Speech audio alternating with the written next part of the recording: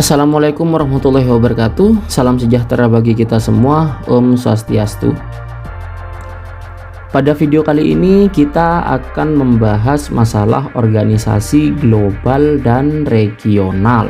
Nah, kita langsung masuk saja ke masalah latar belakang munculnya organisasi-organisasi itu. Yang pertama adalah makin gencarnya perang urat saraf antara blok barat dan blok timur dalam upaya memenangkan pengaruhnya dalam perang dingin. Jadi tidak bisa dipungkiri adanya perang dingin atau kondisi perang dingin itu mengharuskan negara-negara yang bersaing di dalamnya untuk membuat satu strategi-strategi baru demi memenangkan pengaruhnya kepada negara-negara yang ingin mereka pengaruhi. Nah, salah satunya adalah mereka kemudian membentuk berbagai macam organisasi, baik global atau regional. Nah, setiap organisasi ini mempunyai ciri dan tujuannya masing-masing, ya sesuai kebutuhannya masing-masing lah begitu ya. Kemudian selanjutnya kita masuk ke masalah peta konsep dari munculnya organisasi-organisasi ini.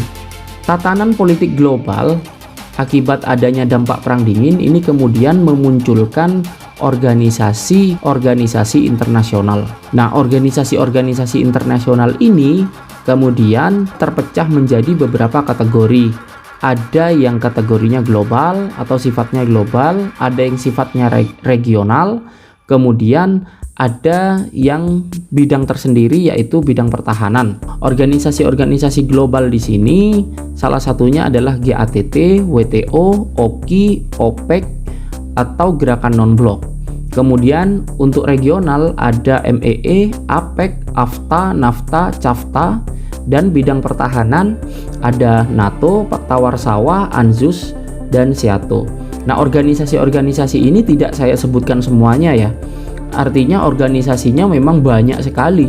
Jadi kalau saya sampaikan semuanya rasanya tidak efektif lah begitu ya. Kemudian juga nanti penjelasannya akan disampaikan dengan sangat singkat-singkat sekali. Karena kalau sampai dijelaskan semua dan panjang lebar akan memakan waktu. Durasi video ini bisa sampai 3 jam. Oke, jadi pakai penjelasan yang singkat-singkat saja ya. Untuk tambahan informasi nanti bisa Anda cari di sumber-sumber lain. Nah, kita masuk ke organisasi yang pertama yaitu GATT, General Agreement on Tariffs and Trade.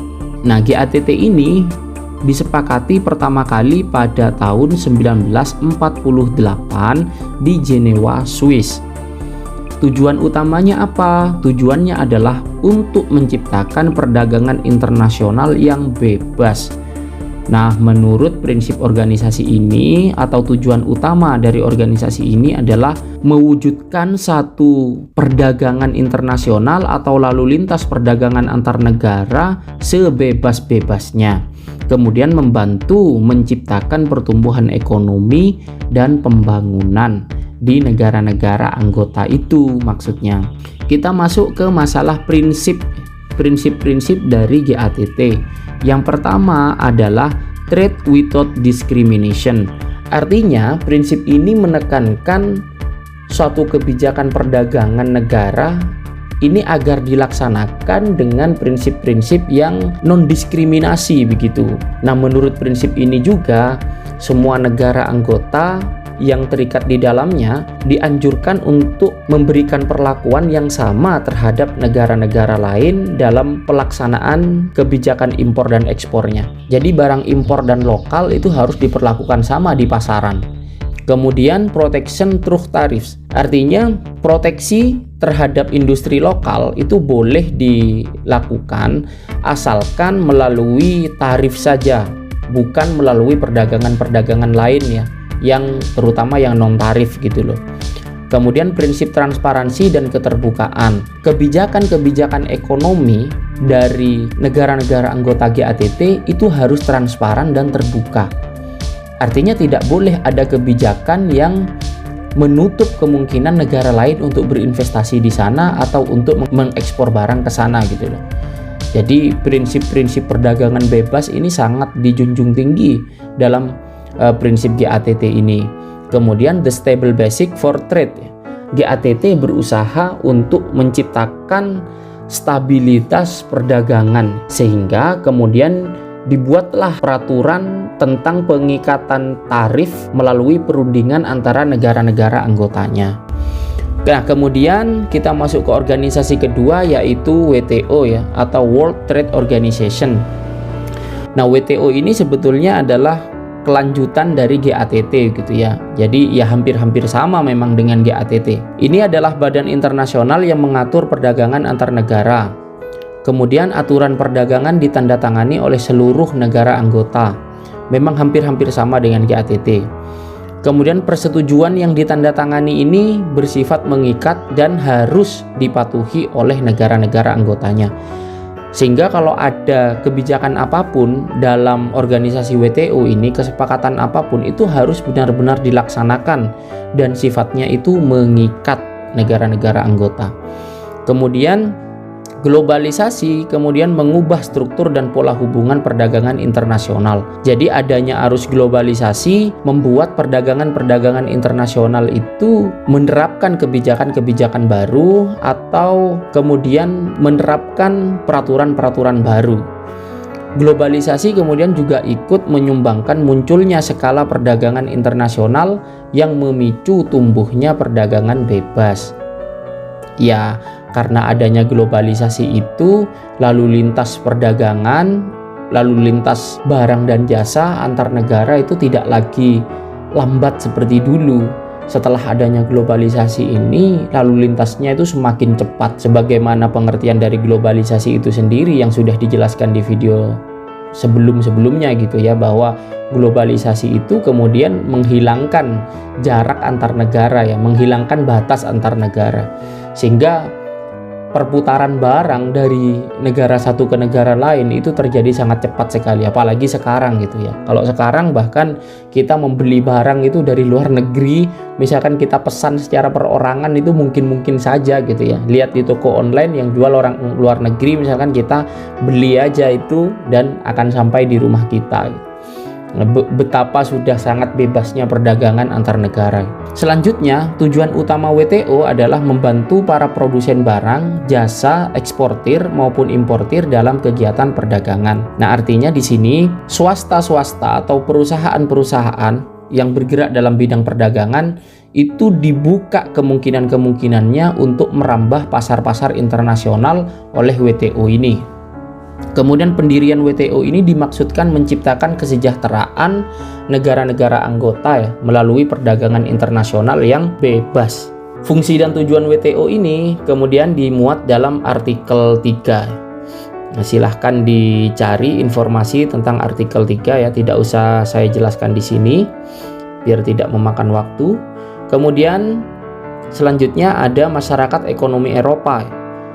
Ini adalah organisasi internasional yang didirikan melalui Perjanjian Roma tahun 1957. Maksud pendirian Masyarakat Ekonomi Eropa ini sebetulnya adalah untuk mewujudkan integrasi ekonomi, termasuk pasar umum, mulanya di antara 6 anggota pendirinya saja, yaitu Belgia, Prancis, Italia, kemudian Luxembourg, Belanda, dan Jerman Barat. Tujuannya itu apa saja sih dari diadakannya Masyarakat Ekonomi Eropa ini? Yang pertama adalah meningkatkan kerjasama ekonomi, memperbaiki taraf hidup, dan memperluas lapangan kerja khususnya bagi negara-negara anggota MEE atau Masyarakat Ekonomi Eropa. Jadi kerjasama ekonomi antar negara-negara anggota ini makin dikencarkan lagi gitu ya, makin dikencarkan lagi, makin diintensifkan lagi. Kemudian juga dari hal itu diharapkan akan memperbaiki taraf hidup masyarakat di masing-masing negara anggota dari MEE itu sendiri. Kemudian yang kedua adalah menjaga keseimbangan perdagangan antar negara anggota. Yang ketiga, membatasi kegiatan ekspor impor antara negara-negara anggota MEE. Dan yang keempat, memperluas hubungan dengan negara anggota MEE.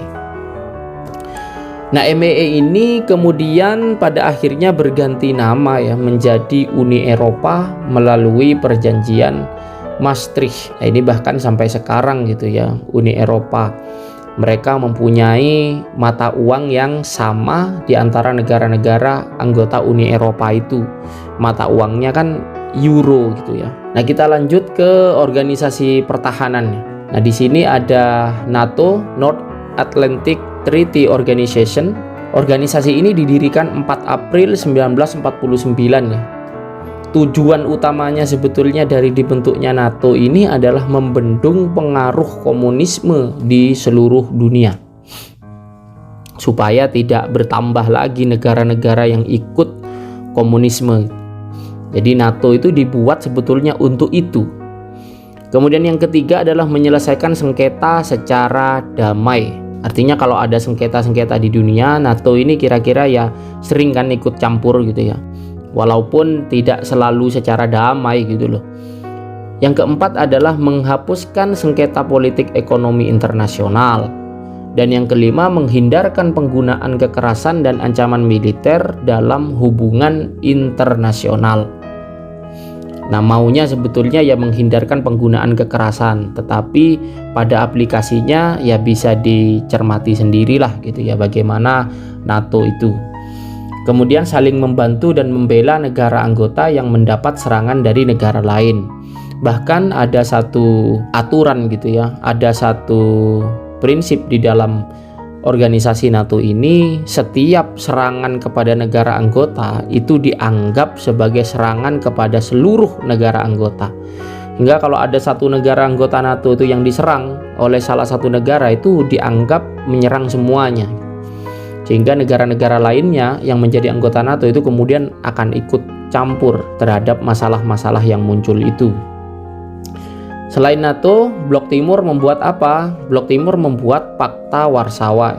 Ini sebuah aliansi militer negara-negara komunis di Eropa Timur. Penggagasnya ini adalah Nikita Khrushchev. Khrushchev ini adalah pemimpin Rusia yang ya fotonya itu banyak. Fotonya yang terkenal itu salah satunya yang berbagi rokok dengan Bung Karno itu ya.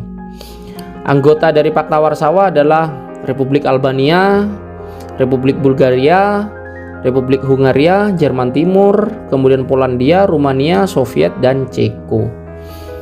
Ya, bertindak sebagai pemimpinnya itu atau ketua gengnya itu adalah Soviet ya.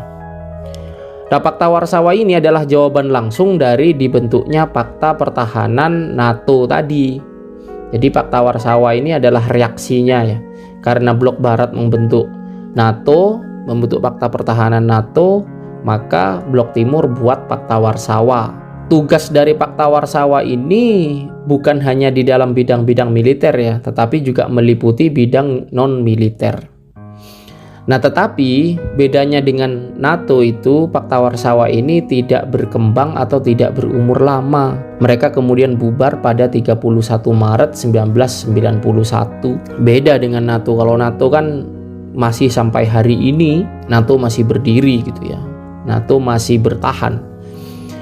Nah, kenapa merebaknya revolusi demokratik ini di negara-negara Eropa Timur gitu ya, yang menyebabkan mereka bubar, dan bubarnya Soviet sendiri. Soviet kan negara Uni Soviet kemudian juga bubar ya kan ya, berkeping-keping jadi negara-negara kecil gitu loh. Nah, ini kemudian membuat organisasi ini tidak dapat berbuat banyak. Kemudian Blok Timur dinyatakan kalah dalam perang dingin itu. Yang menang adalah Blok Barat. Makanya sampai hari ini ekonomi yang berkuasa di dunia itu adalah ekonominya Blok Barat, ekonomi liberal gitu ya. Oke, itu saja saya kira untuk pembahasan masalah organisasi-organisasi global dan regional ini. Mohon maaf dijelaskan secara singkat-singkat saja begitu ya, karena memang organisasi global dan regional ini banyak sekali begitu. Dengan pembahasan yang sebanyak itu, rasanya cocoknya hanya dijelaskan di dalam kelas ya, bukan di dalam video seperti ini. Baik, terima kasih untuk video kali ini. Saya pamit undur diri. Wassalamualaikum warahmatullahi wabarakatuh.